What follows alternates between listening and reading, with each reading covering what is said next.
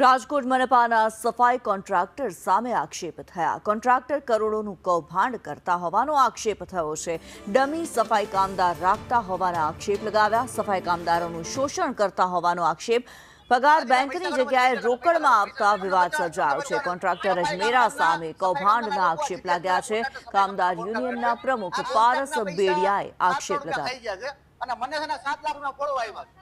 પૈસા કાઢો કોઈ નોટ એવી ભેજી નથી કે પારસભાઈને કોઈ ખરીદે કે આ અમારા પૈસા છે, આ અમારા ખાતામાં નથી નાખતા। કેટલા રૂપિયા છે ભાઈ? કેટલા રૂપિયા ભાઈ? કેટલા રૂપિયા છે? પૈસા કાઢો મોટા ભાઈ। હવે સાંભળો, પણ જીડીએસ માં કોન્ટ્રાક્ટર છે ઈ આ બધે નીતિ નિયમને નેવે મૂકી અને રોકડમાં પગાર કરે છે, કવરમાં પગાર આપે છે।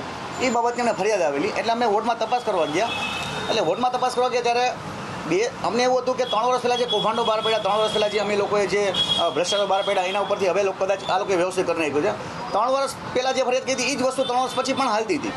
રોકડમાં પગાર કરવો, પીએફ ના આપવા, ઈએસઆઈ ના આપવા, બોનસ ના આપવા અને મોટી જેમાં ગેરરીતિ ચાલે છે અત્યારે અમુક વોર્ડોમાં ડમી સફાઈ કામદારો રાખવા।